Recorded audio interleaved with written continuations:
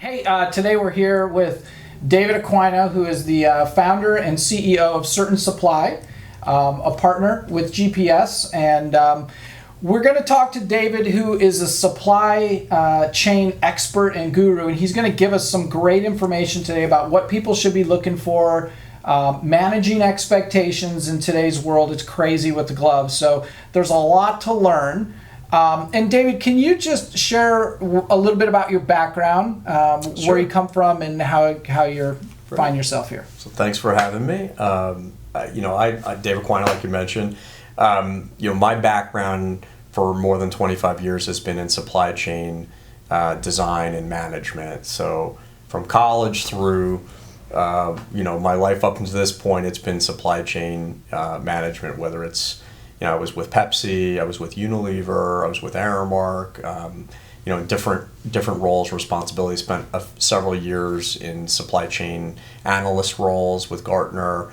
Most recently, I was a chief operating officer for Shark Ninja, multi-billion-dollar home appliance company based in Needham. Prior to that, 6 years as COO and CIO for a company called Barco Uniforms in the apparel space that was focused on healthcare and corporate identity. So passion of mine is global supply chain management, manufacturing, distribution, and I think we know that a lot of what PPE is around providing safe supply chain solutions, and so I think we're at the right place at the right time. Sure. Have you ever seen anything as crazy as what's going on right now in this pandemic with the demand and the supply issues relative to what was hand sanitizer and now is gloves, and then it was masks and all this stuff? But No. I mean, I think it's a great point. I mean, it's frightening, and it's been frightening, and we founded this company exactly for the reason you're describing, which is the scarcity, the insanity. This is a global supply chain problem. It requires expertise and deep knowledge around where to source, where to manufacture, how to bring products safely and responsibly into the country, how to develop our U.S. infrastructure, manufacturing, which is why we're partnering together too. But I've never seen anything like it. And I think our family saw that there was such frustration on the front lines of not having product. And we looked at this as very much a supply chain and apparel supply chain issue, and that was our kind of expertise. So we felt like we needed, to jump in and help facilitate that. Gloves is truly the worst, and I know we'll get to that. But as it relates to the scarcity and insanity and profiteering that's out there, we've never seen anything like this. So then let's just get right to that. Sure. Because we, as you, get approached all day long. Even like a brand new salesperson is getting contacts of somebody who says, I'm looking for 5 million gloves, 2 million, 10 million boxes on the ground or whatever. What's your take? Because what's really important is that I believe, as this is designed to be an educational piece, like the best thing we can do for our clients and for ourselves is to manage our expectations. So what I'd really love to get from you is your experience of, like, how do we manage expectations? Because finding 5 million boxes on the ground it's a unicorn. It's very difficult, and there's a lot of unsavory characters in the space right now. So can you give us your take on how to manage expectations? Sure. So I think the key that we've been working together on is the setting expectations for sure, and it's also building a relationship with the prospect or customer as to what their true needs are. There's panic and there's profiteering, and the legacy practices that we're staying away from is this broker model, which is people that are involved in the sale process that don't know anything about the product or its needs or its specifications or its legacy or current costing, asking for insane terms and conditions, and aren't working in a responsible and thoughtful way. I think what Certain Supply is doing in the glove market, just like in every other category, and what we're partnering with GPS on, as well, is is ensuring that we're product experts, that we're supply chain experts, that we're physically and responsibly taking control of the inventory, we're carrying it, and we're standing behind the service and support. And that's a very different model than a broker model. And broker model is we're not going to ever take ownership of the product. It's going to be essentially a legal and financial transaction, but who's going to stand behind the product? Who understands the requirements? Where we're building on success and growing the businesses for all the reasons I just enumerated, which is that we're ensuring that the right product is available to the right customer at the right time, at fair pricing, and we want to build long-term relationships. We're really not interested in somebody that comes to you or prospect, and we've gone through hundreds of these examples, truly. Somebody that wants 1 million boxes or 5 million boxes can't tell you, are they boxes 100, boxes of 300? Are they industrial nitrile, medical nitrile, vinyl, hybrid? What's the gauge? What are the standards that in applications? Is it a chemo product? Is it a non? Is it used in healthcare setting? Is it used in industrial? They're dangerous, and they wind up distracting you, from reality. What we found is that the folks that are great customers that are going to keep coming back, they're going to want to spend time with you. And it's okay as a salesperson to simply just get the questions in front of the customer.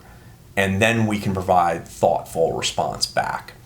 And hopefully this makes sense, which is knowing the product material options, knowing the use case, knowing the immediacy and when do you need to start being fed. Do they have an understanding of the price points and the reliability? I think all of those are great opportunities for us to build that rapport and build that relationship. And we serve as kind of the product and support option for getting with the client and helping them understand what they need. I don't expect, nor I'm sure that we would necessarily know how to ask all the questions, but I think there's a partnership that can be established. Now, see, this is something that I understand, and I subscribe to this. Like, as we develop our supply chain for larger deliveries and whatnot, like your philosophy and our philosophy is like, look, I can't get you a whole Happy Meal, but here's some fries. Yes. Right? You won't starve, right? Right. And if we can give fries to a dozen people instead of the entire Happy Meal to just one guy, then we have, more customers. But what happens is, as we develop that relationship, then we can, as our supply chain increases, we can ratchet up the delivery that we can. So for just a second, sure, I want you to talk about the raw materials needed for these nitrile gloves, and worldwide, right? Yep. And the scarcity involved with that, and like how that's creating such a demand, and will in 2021 as well. No, it's an excellent point, and if you'll humor me, I'll maybe take one step back on the global supply chain. Is that I think that's another piece that you've highlighted, is we've spent a lot of time buying locally based on customer needs and learning the market.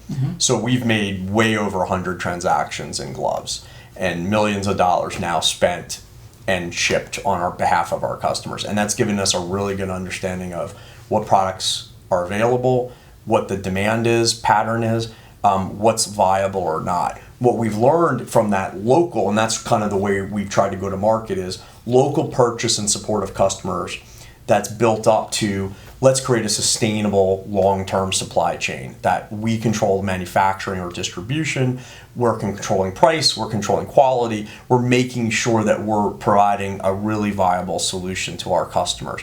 And exactly to your point, it's build a relationship and start small, pallet, $20,000, $20,000.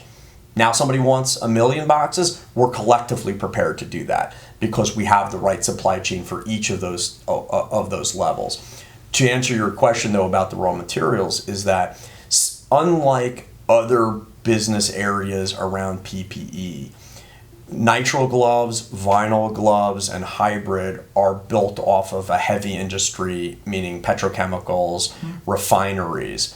There aren't massive numbers of those. They actually create, in some ways they're an offshoot of the refining process. So you can't just add capacity. We can make sanitizer in many ways if you choose to do that. You can't replace heavy industry. You just can't add to it. So the limiting factor that we learned when we were getting into the detail of the supply chain design is that there's going to be a finite amount. There is a finite amount of NBR, which is the raw material, the essentially synthetic rubber that they're using for this material.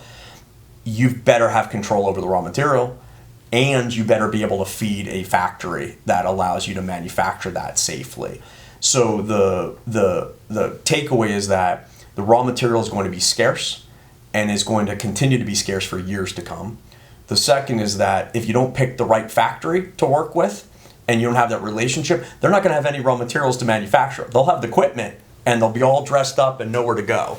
So what can we say about our connections and our factories that we work with and the future of our ability to supply the clients that we get in the door now, basically? Yeah, and I appreciate that. I mean, that's where I'm most excited about what we're doing, is that we've developed and have contracted a relationship that has purchased NBR, raw material, for over the next year at very high quantities, at really competitive pricing versus the spot market that's been in place. And just as a frame of reference, pre-COVID, NBR per ton was something around $1,600. Mm-hmm. It's currently $8,000. So that gives you an idea of how bad the spread is. Where do you see it going? It's only going up. I mean, it was 90 days ago, it was around 4,200, and now it's 8,000. Wow.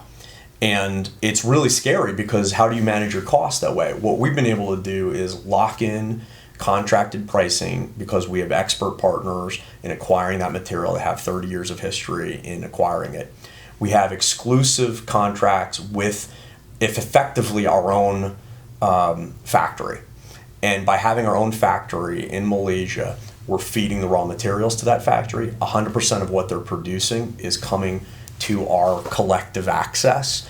And that's going to allow us to have volume, quality, reliability, and sustainability. And I won't bore more with that, but I think that's where the supply chain solution comes into play. That it's not about just hunting and finding product. Mm-hmm. It's about having clean brands, regular size scale, great quality, fair pricing, consistent pricing, and that's going to be really attractive to our clients. Sure. So we're able to stand behind the product, whereas like in a broker situation, nobody's really standing behind it.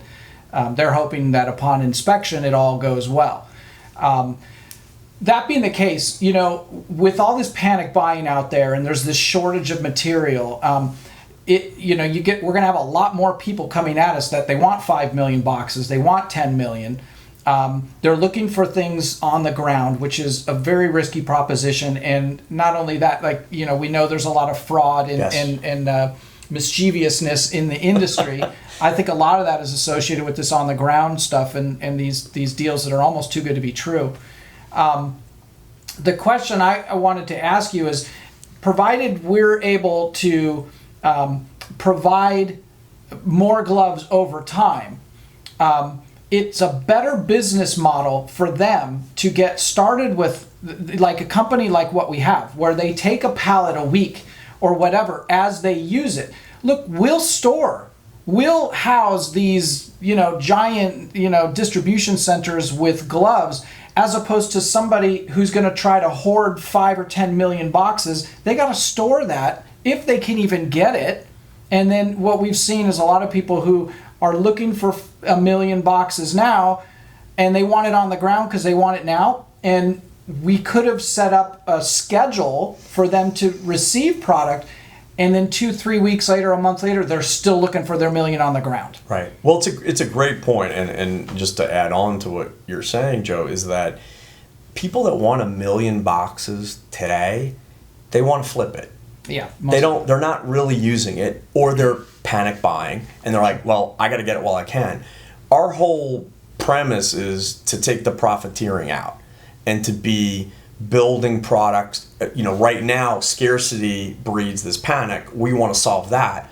But the longer term relationship is that we're a trusted partner, that we're developing amazing products that people want and they want to grow with us. So many of our customers, we have more than 260 already, and reordering regularly. We've been getting customers because every other place has failed. And we're not perfect, but what we are doing is trying to stand behind the product in this way, which is we have inventory. You've been to our warehouse. We ship every day. We don't talk to people about, we won't let you in the building, or, right. We're shipping every day. And we're not asking for, in most cases, we're not asking for money up front and hopefully it gets there. We've already made the investment. We have the sources, we're manufacturing, we're distributing, we're purchasing every day. And the beauty is we're shipping every day. So I think you're dead on, in the point of building a relationship, which is people that want gloves today, they should be willing to buy today. And that means buy small quantities, buy reasonable quantities, sure. Set up a schedule. It doesn't require inspection and all that stuff because you're buying a pallet of gloves. And you know what? You pay for it when it's shipping. Mm-hmm. There's that we've taken a lot of the it feels like there's a lot of games of chicken going on, which is you're going to show me your cards. We win when we don't have to do that, when yes. we're authentic about here's what we're investing in, here's where the inventory is, here's how we're shipping every day. And that's what we get, which is the beauty is when you build that, they're going to want to come for bigger product. Sure. And more diverse product. And more diverse products. So it's not, this is a conversation primarily about gloves because it's red hot right now, but the other products that are there, the masks, the gowns, the face shields, the full line of PPE. Full line, right? And that's exactly what happens is people get it. And we have customers that are like, we're so thankful. We're so thankful that you're providing us this product we can't. And we didn't know that you're selling all this other product. Mm-hmm. And they're buying into that. And whether it's isolation gowns, whether it's coveralls, all of that, just complementary. It's part of that package. But in terms of our capacity, just to be clear, we have 2 primary supply chains, actually 3, but 2 overseas that are primary. One that we already have commitments for 400 million gloves. The other, we're going to have well over that in terms of capability. Our path in 2021 overall is about 2 million inner boxes per month. That's going to be our capability that we're going to have at our disposal. Title holding. We own it. Yeah. We're manufacturing it. It's coming across. Huge. You have to match that with demand. Mm-hmm. I don't think we're going to have a problem. Don't think so. But it really does, and you've helped me understand that, is that you always have to find a way to satisfy the customer responsibly and not overpromise. We've gone through way too many deals on the supply side that just don't materialize. Sure. And that's why we built this. But we have, when I said that 2 overseas are going to give us cost control, volume, quality, all these good things. And it's our people. It's our factories. Our quality assurance people are on the ground in Ho Chi Minh, are in Malaysia. They're giving me feedback. I spend most of my nights and mornings on those calls, and I feel really good that that's something we're just comfortable doing. But we also I just came from our local supplier, and our local supplier we're buying and distributing every day. Like the fish market. It is. It's the fish market, the bagel store. I'm from Jersey, so you pick it, but it really is. They understand what we need, and we're filling it, and that's allowing us to ship each day.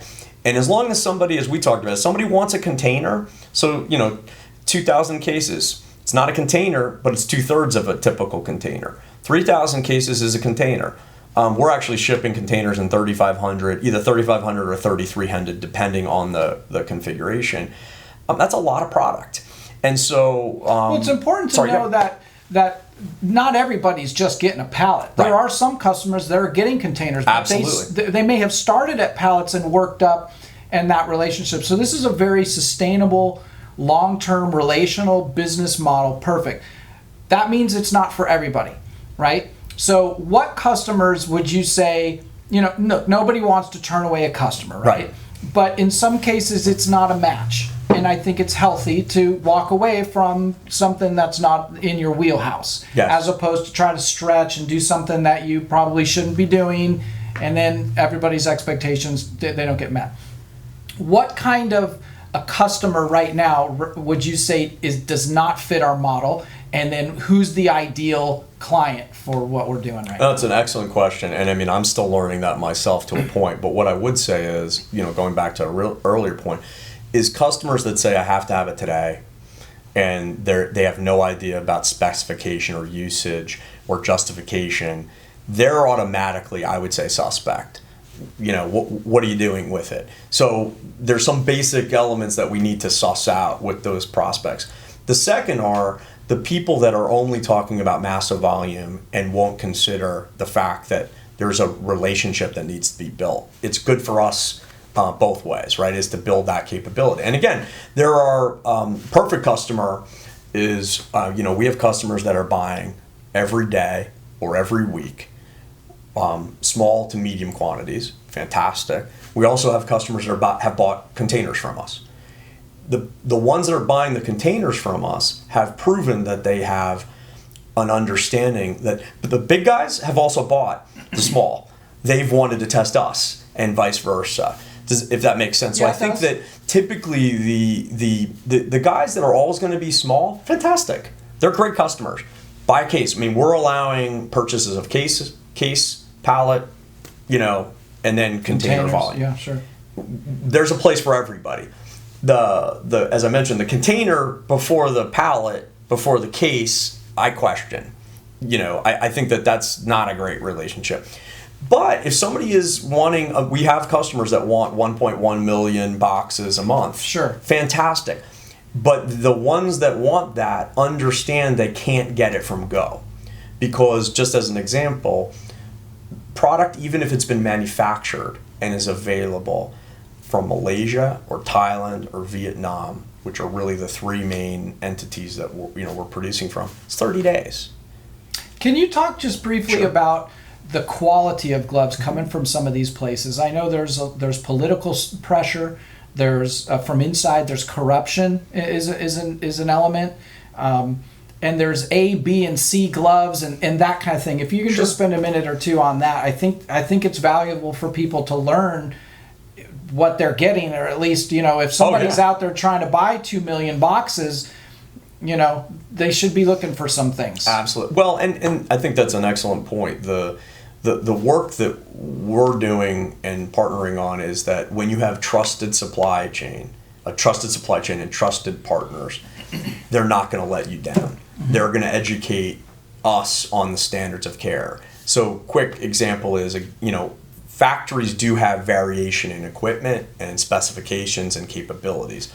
On average, what we've learned is that there are typically 3 grades of nitrile gloves that get manufactured out of the same factory, just as a natural outcome of the manufacturing process.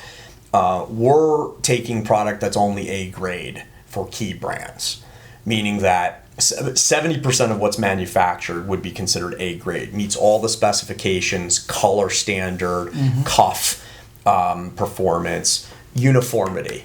That's what you're looking for, weight consistency. B grade, there's between B and C, that's another 30%. The distribution's not even, but it, for the sake of this discussion, 30% can fall into B and C, or thickness, variation, a little bit of cuff, but it still meets our standard in terms of specification. C might have deformities, might have cuff issues, might have color variation that would not be acceptable. Our goal is to have product that is consistent, of high quality, of a standard grade, totally different than what's out there in the marketplace today based on scarcity. So if somebody's buying a giant lot from some warehouse somewhere through a broker, they're getting A, B, and C all in that lot, and and I would argue in most cases they're getting B and C. Oh, really? I don't even think they're getting A. And the reason this is unless you know the brand. So what you can do is, we've learned over time of what brands we want to purchase from or not. Somebody that's got a good brand that we've been able to suss out is typically going to get A or B.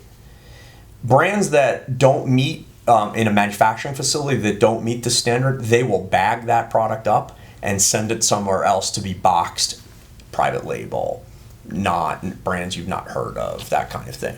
That's what you have to avoid. So right now, scarcity, people aren't being discerning. They will be when they get lousy product. We've talked about product that shows up that's been water damaged, had an insurance claim, and somebody tried to resell it.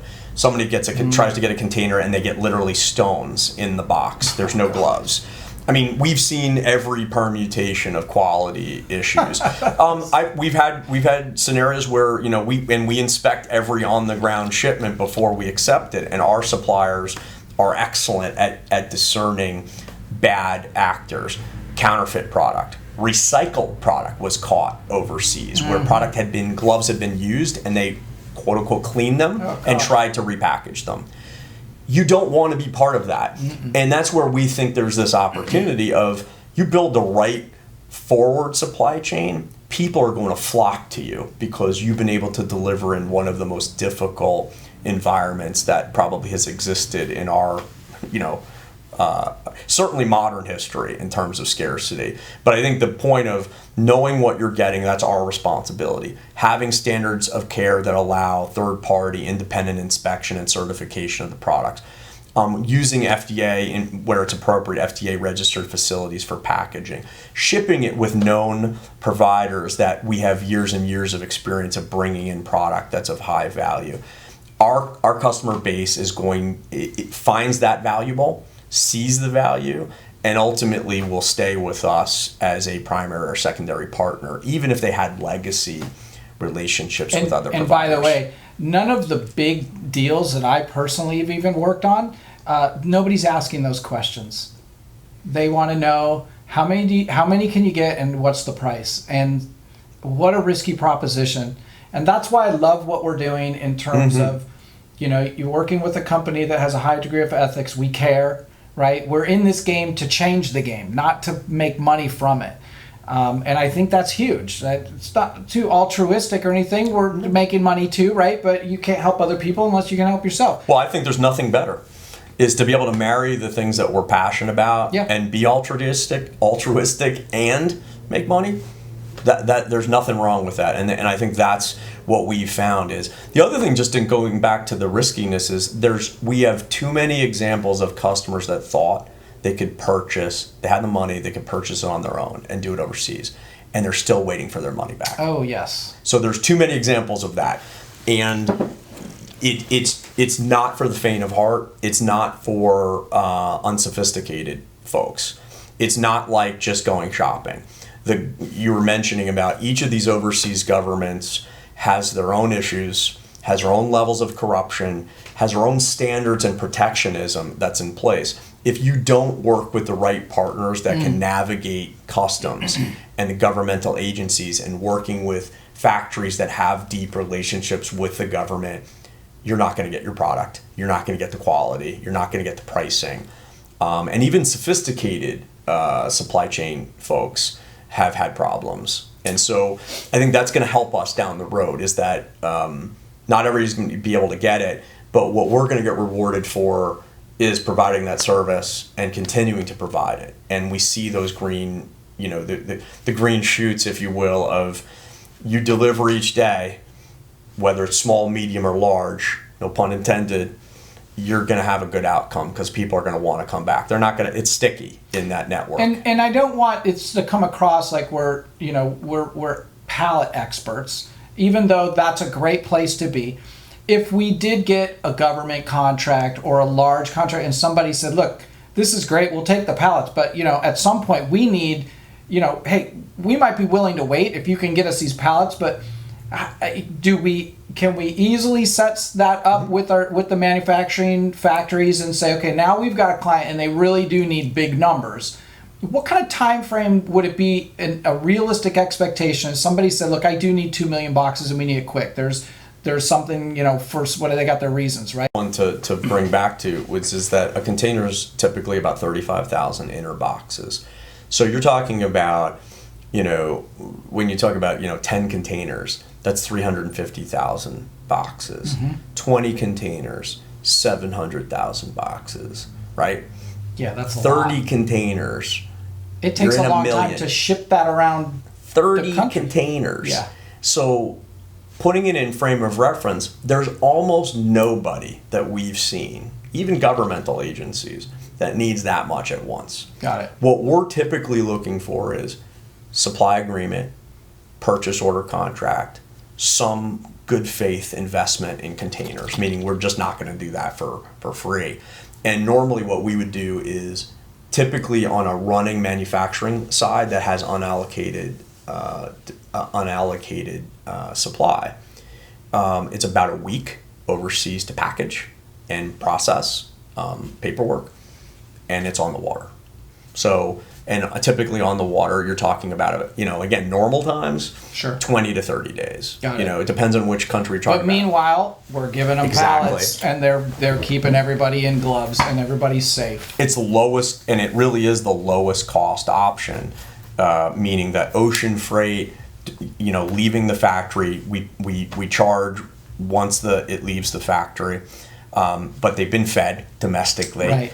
And they're just getting containers, and the beauty of that model is, it's imported directly to them.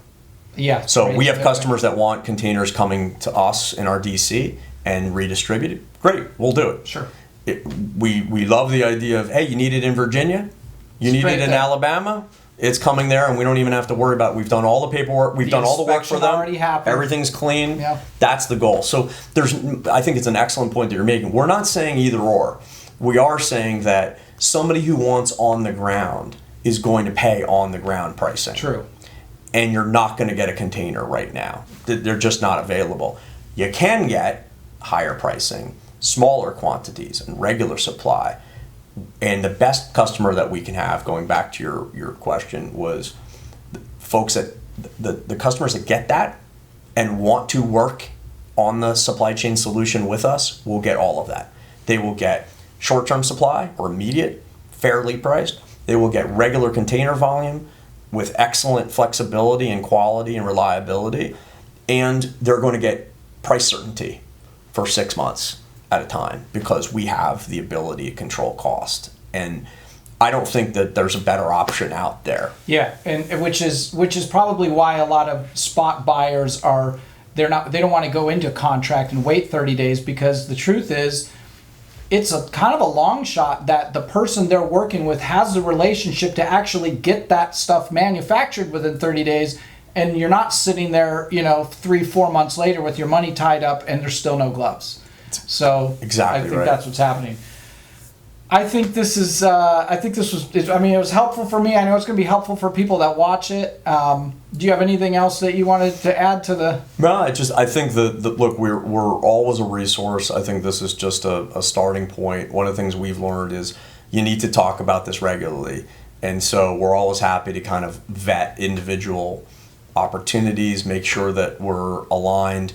We're always happy to provide materials and support. Mm-hmm. I'm always happy to get on the phone with prospects and customers and walk them through that. You can attest to that. So, I enjoy that. I appreciate just getting a chance to talk. Well, we manufacture hand sanitizer and our hands are clean. So, David. Thank you so much, Joe. Thank you. I appreciate it. All right. Thanks.